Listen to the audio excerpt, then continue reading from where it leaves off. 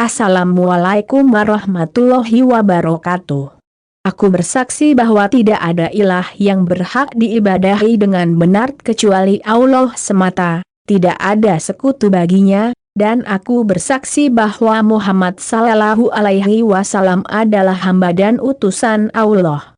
Wahai orang-orang yang beriman, bertakwalah kepada Allah dengan sebenar-benar takwa dan janganlah kalian mati kecuali dalam keadaan muslim. Ma'asyiral muslimin rahimani wa rahimakumullah. Pada perjumpaan kali ini, akan kami sampaikan prinsip dasar agama Islam yang ke-12, yaitu Islam adalah satu-satunya agama yang benar. Islam adalah satu-satunya agama yang benar. Satu-satunya agama yang benar, diridai dan diterima oleh Allah adalah Islam. Adapun agama-agama lain, selain Islam, tidak akan diterima oleh Allah. Agama selain Islam, yaitu Nasrani, Yahudi, Konghucu, Hindu, Buddha, Shinto dan yang selainnya, tidak akan diterima oleh Allah, karena agama-agama tersebut telah mengalami penyimpangan yang fatal dan telah dicampuri dengan tangan-tangan kotor manusia. Setelah diutusnya Nabi Muhammad sallallahu alaihi wasallam, maka orang Yahudi, Nasrani, dan yang lainnya wajib masuk ke dalam agama Islam, mengikuti Rasulullah sallallahu alaihi wasallam. Allah berfirman, sesungguhnya agama di sisi Allah ialah Islam. Tidaklah berselisih orang-orang yang telah diberi Alkitab, kecuali setelah mereka memperoleh ilmu, karena kedengkian di antara mereka. Barang siapa yang ingkar terhadap ayat-ayat Allah, maka sesungguhnya Allah sangat cepat perhitungannya. Al-Quran Surat Ali Imran 19. Allah berfirman, maka mengapa mereka mencari agama yang lain selain agama Allah, padahal apa yang ada di langit dan di bumi berserah diri kepadanya, baik dengan suka maupun terpaksa dan hanya kepadanya lah mereka dikembalikan. Al-Quran Surat Ali Imran 83. Allah juga berfirman, dan barang siapa mencari agama selain agama Islam, dia tidak akan diterima, dan di akhirat dia termasuk orang-orang yang rugi. Al-Quran Surat Ali Imran 85. Sabda Rasulullah sallallahu alaihi wasallam, Islam itu tinggi dan tidak ada yang mengalahkan ketinggiannya. Pada zaman Rasulullah sallallahu alaihi wasallam, Allah dan telah menjelaskan dalam Al-Quran bahwa Yahudi dan Nasrani selalu berusaha untuk menyesatkan kaum muslimin dan mengembalikan mereka kepada kekafiran, mengajak kaum muslimin kepada agama Yahudi dan Nasrani. Allah berfirman, banyak di antara ahli kitab menginginkan sekiranya mereka dapat mengembalikan kamu setelah kamu beriman menjadi kafir kembali, karena rasa dengki dari dalam diri mereka, setelah kebenaran jelas bagi mereka. Maka maafkanlah dan berlapang dadalah, sampai Allah berikan perintahnya. Sesungguhnya Allah Maha Kuasa atas segala sesuatu. Al-Quran Surat Al-Baqarah 109. Allah berfirman, dan orang-orang Yahudi dan Nasrani tidak akan ridha kepada kamu, Muhammad sallallahu alaihi wasallam, sebelum engkau mengikuti agama mereka. Katakanlah, sesungguhnya petunjuk Allah itulah petunjuk yang sebenarnya, dan jika engkau mengikuti keinginan mereka setelah ilmu, kebenaran, sampai kepadamu, maka tidak akan ada bagimu pelindung dan penolong dari Allah. Al-Quran Surat Al-Baqarah 120. Allah berfirman, katakanlah, Muhammad sallallahu alaihi wasallam, wahai ahli kitab, mengapa kamu mengingkari ayat-ayat Allah, padahal Allah Maha menyaksikan apa yang kamu kerjakan? Katakanlah, Muhammad sallallahu alaihi wasallam, wahai ahli kitab, mengapa kamu menghalang-halangi orang-orang yang beriman dari jalan Allah? Kamu menghendakinya, jalan Allah, bengkok, padahal kamu menyaksikan dan Allah tidak lengah terhadap apa yang kamu kerjakan. Wahai orang-orang yang beriman, jika kamu mengikuti sebagian dari orang-orang yang diberi Alkitab, niscaya mereka akan mengembalikanmu menjadi orang kafir setelah beriman. Dan bagaimana kamu sampai menjadi kafir, padahal ayat-ayat Allah dibacakan kepadamu, dan Rasul-Nya, Muhammad sallallahu alaihi wasallam, pun berada di tengah-tengah kamu. Barang siapa yang berpegang teguh kepada agama Allah, maka sungguh dia diberi petunjuk kepada jalan yang lurus. Al-Quran Surat Ali Imran 98-101. Ayat-ayat di atas menjelaskan bahwa Islam satu-satunya agama yang benar, adapun selain Islam tidak benar dan tidak diterima oleh Allah. Oleh karena itu, agama selain Islam, yaitu Nasrani, Yahudi, Konghucu, Hindu, Buddha, Shinto dan yang lainnya, tidak akan diterima oleh Allah, karena agama-agama tersebut telah mengalami penyimpangan yang fatal dan telah dicampuri dengan tangan-tangan kotor manusia. Setelah diutus Nabi Muhammad sallallahu alaihi wasallam, maka orang Yahudi, Nasrani, dan yang lainnya wajib masuk ke dalam Islam, mengikuti Rasulullah sallallahu alaihi wasallam. Kemudian ayat-ayat di atas juga menjelaskan bahwa orang Yahudi dan Nasrani tidak senang kepada Islam serta mereka tidak ridha sampai umat Islam mengikuti mereka. Mereka berusaha untuk menyesatkan umat Islam dan memurtadkan umat Islam dengan berbagai cara. Saat ini gencar sekali dihembuskan propaganda penyatuan agama, yang menyatakan konsep satu Tuhan tiga agama. Hal ini tidak bisa diterima, baik secara nas, dalil Al-Quran dan As-Sunnah, maupun akal. Ini hanyalah angan-angan semu belaka. Kesesatan ini telah dibantah oleh Allah dalam Al-Quran.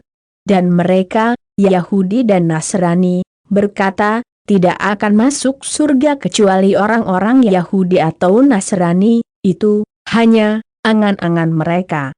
Katakanlah, tunjukkan bukti kebenaranmu jika kamu adalah orang-orang yang benar. Tidak. Barang siapa menyerahkan diri sepenuhnya kepada Allah, dan ia berbuat baik, dia mendapat pahala di sisi Rabb-Nya dan tidak ada rasa takut pada mereka dan mereka tidak bersedih hati. Al-Quran Surat Al-Baqarah 111 dan 112. Allah kemudian menjelaskan bahwa orang yang ikhlas dan ittiba, tidak ada kekhawatiran atas mereka, dan mereka akan mendapat balasan yang menggembirakan di akhirat. Sedangkan propaganda tersebut merupakan tipuan mereka, orang Yahudi dan Nasrani, agar kaum muslimin keluar dari keislamannya dan memeluk agama Yahudi atau Nasrani. Bahkan mereka memberikan iming-iming bahwa dengan mengikuti agama mereka, orang Islam akan mendapat petunjuk. Sedangkan Allah memerintahkan kita untuk mengikuti agama Ibrahim yang lurus, agama Tauhid yang terpelihara. Allah dan berfirman, dan mereka berkata, jadilah kamu penganut Yahudi atau Nasrani, niscaya kamu mendapat petunjuk. Katakanlah, tidak. Tetapi, kami mengikuti agama Ibrahim yang lurus. Dan dia tidak termasuk orang yang mempersekutukan Allah. Al-Quran Surat Al-Baqarah 135. Allah berfirman, dan janganlah kamu campur adukan kebenaran dengan kebatilan dan janganlah kamu sembunyikan kebenaran, sedangkan kamu mengetahuinya. Al-Quran Surat Al-Baqarah 42. Berkenaan dengan tafsir ayat ini, dan janganlah kalian campur adukan yang hakiki dengan yang batil, Imam Ibnu Jarir membawakan pernyataan Imam Mujahid yang mengatakan, janganlah kalian mencampur adukan antara agama Yahudi dan Nasrani dengan agama Islam. Sementara di dalam kitab tafsir Ibnu Katsir, Imam Qatadah berkata, Janganlah kalian campur adukan agama Yahudi dan Nasrani dengan agama Islam, karena sesungguhnya agama yang diridai di sisi Allah hanyalah Islam. Sedangkan Yahudi dan Nasrani adalah bidah bukan dari Allah. Sungguh, tafsir ini merupakan khazanah fikih yang sangat agung dalam memahami Al-Quran. Untuk itulah kewajiban kita bersikap hati-hati terhadap propaganda-propaganda sesat, yang menyatakan bahwa semua agama adalah baik, kebersamaan antar agama, satu Tuhan tiga agama, persaudaraan antar agama, persatuan agama, perhimpunan agama samawi, persatuan agama Ibrahimiyah, persatuan agama ilahi, persatuan kaum beriman, pengikut milah, persatuan umat manusia, persatuan agama-agama tingkat nasional, persatuan agama-agama tingkat internasional, persaudaraan agama, satu surga banyak jalan, dialog antar umat beragama.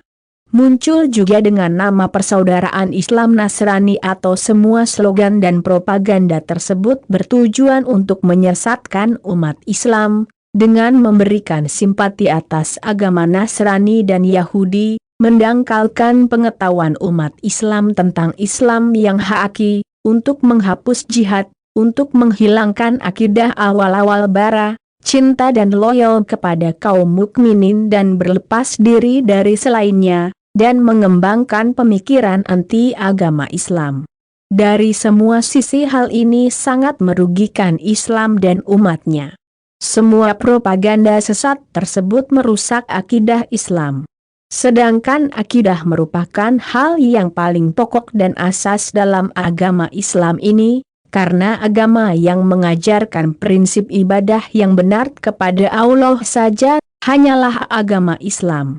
Oleh karena itu, seorang yang beriman kepada Allah sebagai Rabb-nya, Islam sebagai agamanya, dan Muhammad Sallallahu Alaihi Wasallam sebagai nabinya, tidak boleh ikut serta dalam seminar-seminar, perkumpulan, pertemuan, yayasan dan organisasi mereka. Tidak boleh pula menjadi anggota mereka. Bahkan ia wajib menjauhinya, mewaspadainya dan takut terhadap akibat buruknya. Ia harus menolaknya, memusuhinya dan menampakkan penolakannya secara terang-terangan serta mengusirnya dari negeri kaum muslimin. Ia wajib mengikis pemikiran sesat itu dari benak kaum muslimin, membasmi sampai ke akar-akarnya, menolaknya, mengucilkannya, dan membendungnya. Pemerintah muslim wajib menegakkan sanksi murtad terhadap pengikut propaganda tersebut, setelah terpenuhi syarat-syaratnya dan tidak adanya penghalang.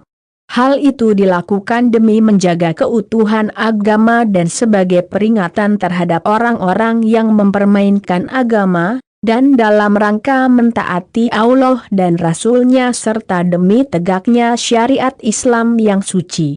Hendaknya setiap muslim mengetahui hakikat propaganda ini.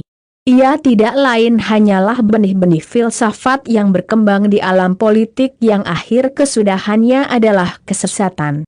Muncul dengan mengenakan baju baru untuk memangsa korban dari kalangan kaum muslimin. Memangsa akidah mereka, tanah air mereka dan merenggut kekuasaan mereka. Target utama propaganda itu hanyalah Islam dan kaum muslimin dalam bentuk sebagai berikut. 1. Menimbulkan kebimbangan terhadap Islam, mengacaukan pemahaman kaum muslimin serta menjerumuskan kaum muslimin dengan cara menyebarluaskan syahwat dan syubhat. 2. Mendangkalkan cakupan agama Islam dan kandungannya. 3. Memunculkan kaidah-kaidah yang bertujuan menguliti dan mematikan ajaran Islam, melumpuhkan kaum muslimin, mencabut dan memupus akar keimanan dari dalam hati mereka. 4. Mengurai dan memutuskan tali persaudaraan di antara kaum muslimin di seluruh negeri Islam. Lalu menggantinya dengan persaudaraan baru yang terkutuk, yaitu persaudaraan Yahudi dan Nasrani. 5. Membungkam pena dan lisan kaum muslimin dari pengkafiran Yahudi, Nasrani serta orang-orang yang telah dikafirkan oleh Allah dan Rasul-Nya. 6. Menghapus hukum-hukum Islam yang diwajibkan atas kaum muslimin terhadap Yahudi, Nasrani, dan orang-orang kafir lainnya. 7. Menahan dan menghalangi kaum muslimin dari puncak amal dalam Islam, yaitu jihad fisabilillah. Di antaranya adalah berjihad melawan ahli kitab, Yahudi dan Nasrani. Memerangi mereka karena Allah, serta memaksa mereka membayar jizyah, pajak, apabila menolak masuk Islam. Allah berfirman, perangilah orang-orang yang tidak beriman kepada Allah dan hari kemudian yang mereka tidak mengharamkan apa yang telah diharamkan oleh Allah dan Rasul-Nya dan mereka yang tidak beragama dengan agama yang benar, agama Allah, yaitu orang-orang yang telah diberikan Alkitab hingga mereka membayar jizyah, pajak, dengan patuh sedang mereka dalam keadaan tunduk. Al-Quran Surat At-Taubah 29. 8. Merobohkan kaidah dasar agama Islam, yaitu kaidah al-wala wal bara, loyal dan benci karena Allah. Propaganda penyatuan agama ini berfungsi untuk mematahkan sikap berlepas diri kaum muslimin terhadap orang-orang kafir. 9. Menghembuskan pemikiran dan sikap anti-Islam yang bersembunyi di balik slogan persatuan agama-agama. Memisahkan umat Islam dari agama, menjauhkan syariat yang tertuang dalam Al-Quran dan As-Sunnah dari kehidupan mereka. Dengan hal itu, mereka lebih leluasa menggiring kaum muslimin kepada pemikiran jahiliyah dan moral yang tercela. 10. Memadamkan inti ajaran Islam yaitu tauhid, keunggulannya, kejayaannya dan keistimewaannya. 11.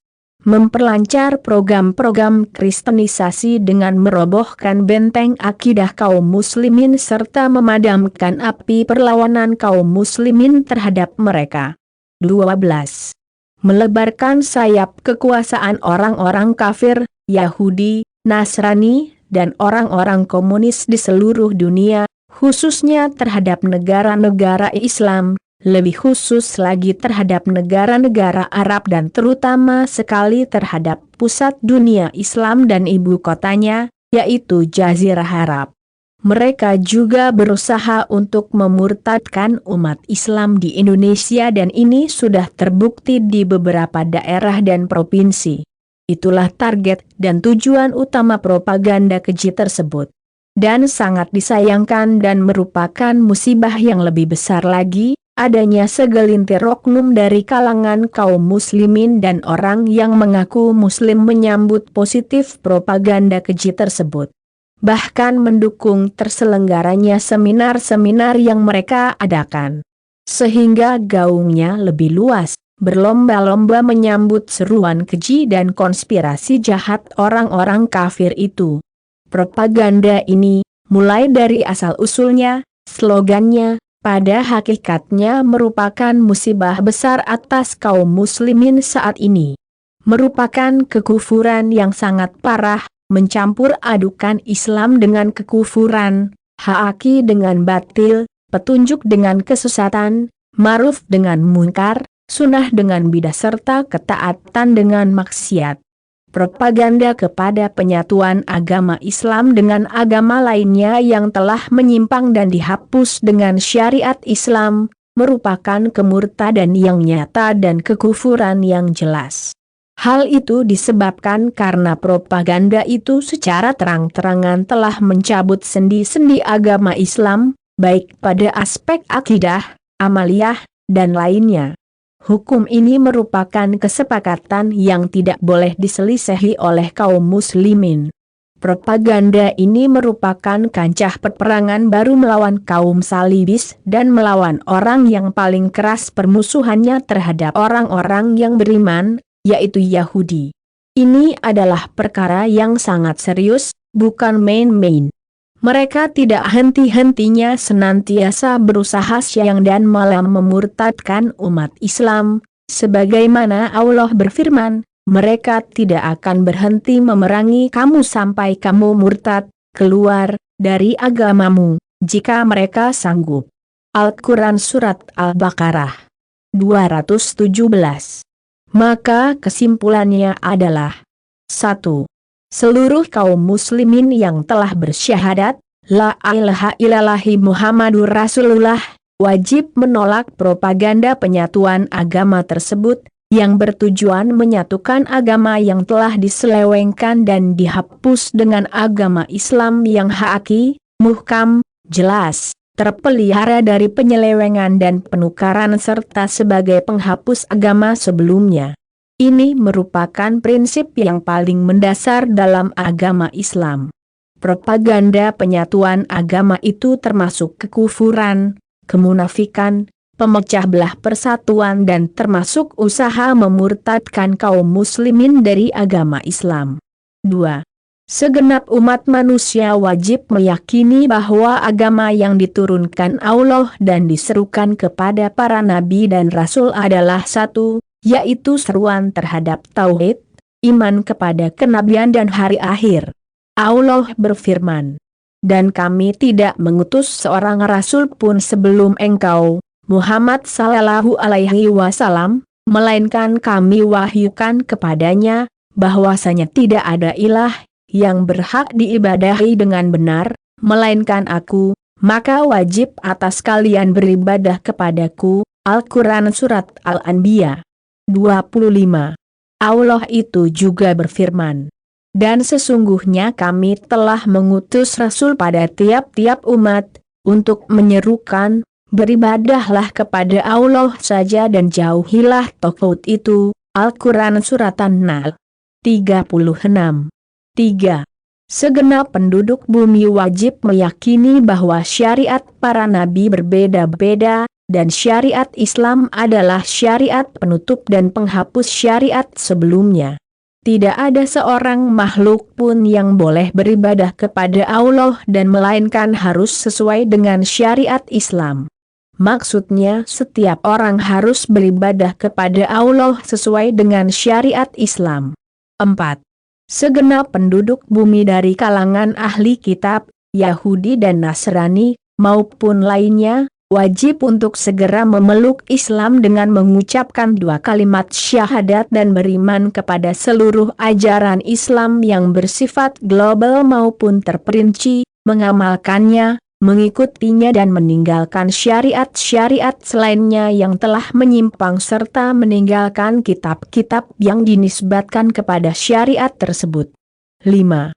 Barang siapa menolak masuk ke dalam agama Islam yang dibawa Nabi Muhammad sallallahu alaihi wasallam, maka ia kafir musyrik. Setiap muslim wajib meyakini kekufuran setiap orang yang menolak agama Islam dari kalangan Yahudi, Nasrani maupun selainnya.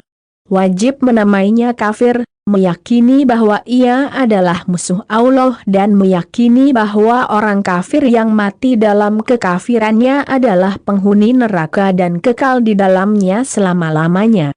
Allah berfirman, "Wahai ahli kitab, mengapa kamu mengingkari ayat-ayat Allah, padahal kamu mengetahui kebenarannya?" Al-Quran Surat Ali Imran 70.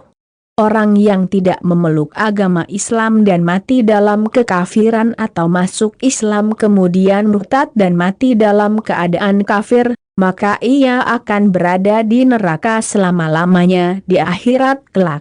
Neraka merupakan sejelek-jelek tempat kembali, dan mereka kekal di dalamnya. Hal ini sebagaimana yang terdapat dalam kitab suci yang mulia. Sungguh orang-orang kafir dari golongan ahlul kitab dan orang-orang musyrik akan masuk ke neraka jahanam, mereka kekal di dalamnya selama-lamanya, mereka itu adalah sejahat-jahat makhluk.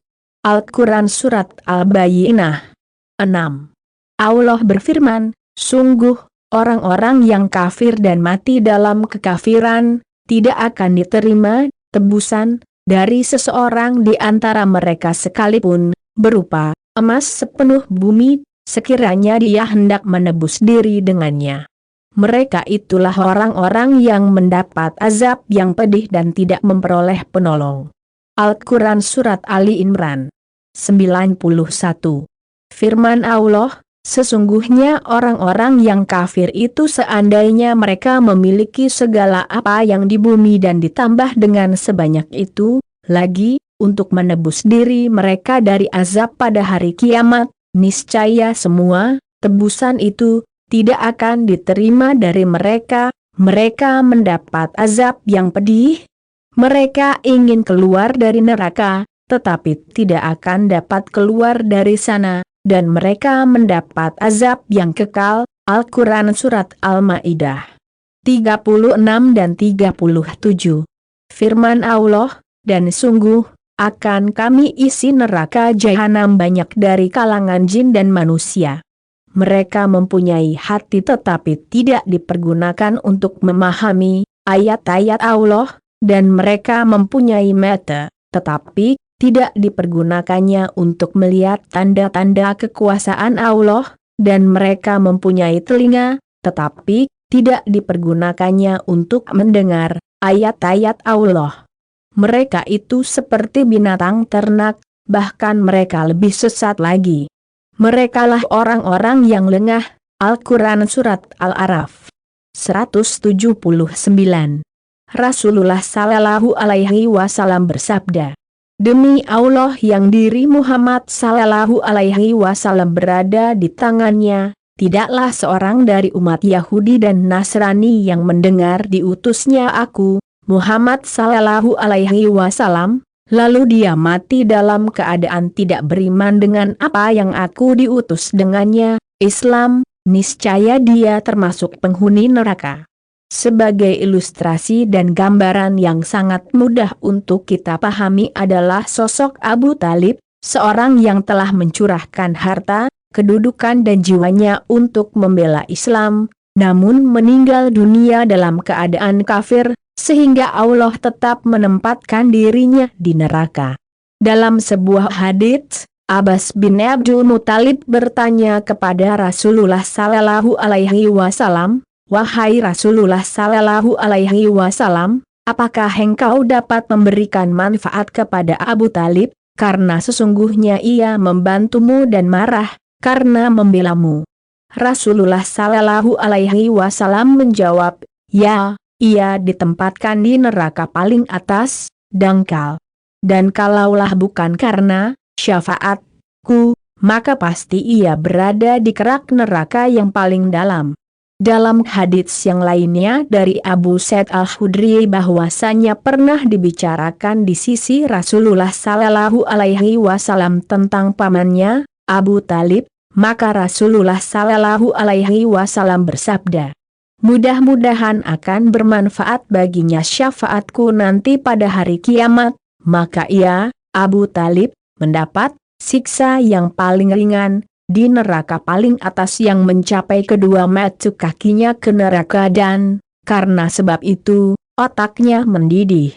Demikian pula dengan Ibnu Judan, seseorang yang banyak menolong kaum muslimin, membantu fakir miskin, namun semuanya tidak mendatangkan manfaat di sisi Allah dan sedikit pun, karena belum mengucapkan kalimat syahadat. Amal-amal perbuatan baik yang dilakukan orang kafir di dunia, kelak di akhirat akan Allah jadikan seperti debu yang berterbangan, tidak ada nilainya di sisi Allah. Dan kami akan perlihatkan segala amal yang mereka kerjakan, lalu kami jadikan amal itu bagaikan debu yang berterbangan. Al-Quran Surat Al-Furqan 23. Sebagai catatan penting, walaupun mereka kafir, kita tetap berbuat adil terhadap mereka dan tidak boleh menzaliminya. Kalau mereka kafir zimmi, mendapat perlindungan dari pemerintahan Islam, atau muahad, mengadakan perjanjian dengan pemerintahan Islam, atau mustaman, mendapat perlindungan keamanan dari pemerintahan Islam, maka mereka tidak boleh dibunuh. Kecuali kalau mereka kafir harbi, memerangi kaum muslimin, maka mereka boleh diperangi dan dibunuh. Allah berfirman, Allah tidak melarang kamu untuk berbuat baik dan berlaku adil terhadap orang-orang yang tidak memerangimu dalam urusan agama dan tidak mengusirmu dari kampung halamanmu. Sesungguhnya Allah menyukai orang-orang yang berlaku adil. Sesungguhnya Allah hanya melarang kamu menjadikan mereka sebagai kawanmu orang-orang yang memerangi kamu dalam urusan agama dan mengusir kamu dari kampung halamanmu dan membantu orang lain untuk mengusirmu.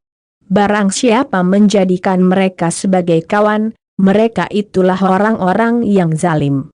Al-Quran Surat Al-Mumtahanah 8 dan 9. 6. Kaum muslimin sebagai umat istijabah dan ahli kiblat, wajib meyakini bahwa mereka berada di atas kebenaran, berada di atas agama hakiki, wajib meyakini bahwa Islam adalah agama terakhir, Al-Quran sebagai kitab sucinya adalah kitab suci yang terakhir, sebagai standar kebenaran bagi kitab-kitab sebelumnya. Rasul mereka, Muhammad Sallallahu Alaihi Wasallam adalah rasul terakhir dan rasul penutup. Syariat mereka adalah penghapus bagi syariat sebelumnya. Allah tidak menerima agama lain dari seorang hamba selain Islam. Kaum muslimin adalah pengemban syariat ilahi, syariat penutup yang kekal dan terpelihara dari penyimpangan yang terjadi pada syariat sebelumnya. 7. Kaum muslimin sebagai umat istijabah wajib menyampaikan dakwah kepada segenap umat, kepada seluruh orang-orang kafir, Yahudi, Nasrani maupun lainnya. Kaum muslimin wajib mengajak mereka kepada agama Islam sehingga mereka memeluk agama ini. Allah berfirman, katakanlah, Muhammad Sallallahu Alaihi Wasallam, wahai ahli kitab, marilah kita menuju kepada suatu kalimat, pegangan, yang sama antara kami dan kamu, bahwa kita tidak menyembah selain Allah dan kita tidak mempersekutukannya dengan sesuatu pun dan bahwa kita tidak menjadikan satu sama lain Tuhan-Tuhan selain Allah. Jika mereka berpaling maka katakanlah kepada mereka, saksikanlah, bahwa kami termasuk orang-orang Muslim. Al-Quran Surat Ali Imran 64. 8. Setiap Muslim yang mengimani Allah itu sebagai Rabb-Nya, Islam sebagai agamanya, Muhammad Sallallahu Alaihi Wasallam sebagai Nabi dan Rasul-Nya, wajib mentaati Allah dengan membenci orang-orang kafir, Yahudi, Nasrani dan kaum kafir lainnya. Wajib memusuhi mereka karena Allah dengan tidak mencintai dan mengasihi mereka, tidak loyal dan tidak menyerahkan urusan kepada mereka, sehingga mereka beriman kepada Allah semata, memeluk Islam sebagai agama mereka dan beriman kepada Muhammad Sallallahu Alaihi Wasallam sebagai Nabi dan Rasul mereka. Allah berfirman, wahai orang-orang yang beriman, janganlah kamu menjadikan orang-orang Yahudi dan Nasrani sebagai teman setiamu. Mereka satu sama lain saling melindungi. Barang siapa di antara kamu menjadikan mereka sebagai teman setia, maka sesungguhnya dia termasuk golongan mereka. Sesungguhnya Allah tidak memberi petunjuk kepada orang-orang yang zalim. Al-Quran Surat Al-Ma'idah 51. 9. Kaum muslimin tidak boleh berteman akrab dengan orang-orang Yahudi dan Nasrani dan orang kafir yang lainnya, tidak boleh menjadikan mereka sebagai pemimpin. Hai orang-orang yang beriman, janganlah kamu menjadikan teman orang-orang yang di luar kalanganmu, seagama, sebagai teman kepercayaanmu, karena mereka tidak henti-hentinya menyusahkan kamu. Mereka mengharapkan kehancuranmu. Sungguh telah nyata kebencian dari mulut mereka, dan apa yang disembunyikan oleh hati mereka lebih jahat. Sungguh telah kami terangkan kepadamu ayat-ayat kami, jika kamu mengerti. Al-Quran Surat Ali Imran 118. Hai orang-orang yang beriman, janganlah kamu menjadikan pemimpinmu orang-orang yang membuat agamamu menjadi buah ejekan dan permainan, yaitu, di antara orang-orang yang telah diberi kitab sebelum kamu, dan orang-orang yang kafir, orang-orang musyrik. Dan bertawakallah kepada Allah jika kamu orang yang beriman. Al-Quran Surat Al-Ma'idah 57. Umat Islam harus loyal kepada Allah, Rasul-Nya dan orang-orang beriman yang mendirikan salat, menunaikan zakat, dan tunduk kepada Allah. Firman Allah, sesungguhnya penolong kamu hanyalah Allah, Rasul-Nya, dan orang-orang yang beriman, yang melaksanakan salat dan menunaikan zakat, seraya mereka tunduk kepada Allah. Dan barang siapa menjadikan Allah, Rasul-Nya dan orang-orang yang beriman sebagai penolongnya, maka sesungguhnya pengikut agama Allah itulah yang menang. Al-Quran Surat Al-Ma'idah 55 dan 56. 10. Sifat dan sikap Rasulullah Sallallahu Alaihi Wasallam kepada orang kafir yang disebutkan dalam Taurat dan Injil. Muhammad Sallallahu Alaihi Wasallam adalah utusan Allah dan orang-orang yang bersamanya bersikap keras terhadap orang-orang kafir, tetapi berkasih sayang sesama mereka. Kamu lihat mereka ruku dan sujud mencari karunia Allah dan keridaannya. Pada wajah mereka tampak tanda-tanda bekas sujud. Demikianlah sifat-sifat mereka yang diungkapkan dalam Taurat dan sifat-sifat mereka yang diungkapkan dalam Injil, yaitu seperti benih yang mengeluarkan tunasnya, kemudian tunas itu semakin kuat, lalu menjadi besar dan tegak lurus di atas batangnya. Tanaman itu menyenangkan hati penanam-penanamnya karena Allah hendak menjengkelkan hati orang-orang kafir dengan kekuatan orang-orang mukmin. Allah menjanjikan kepada orang-orang yang beriman dan mengerjakan kebajikan di antara mereka ampunan dan pahala yang besar. Al-Quran Surat Al-Fat 29. Di antara bukti terputusnya wala, loyalitas, antara kita dengan mereka adalah tidak adanya waris-mewarisi antara muslim dan kafir selama-lamanya. Dari Usamah bin Zaid, ia berkata, telah bersabda Rasulullah Sallallahu Alaihi Wasallam, seorang muslim tidak mewarisi harta orang kafir dan orang kafir tidak pula mewarisi harta kepada orang muslim. Demikian kami sampaikan, semoga bermanfaat. Akhirul kalam wa akhirul dakwana walhamdulillahi rabbil alamin.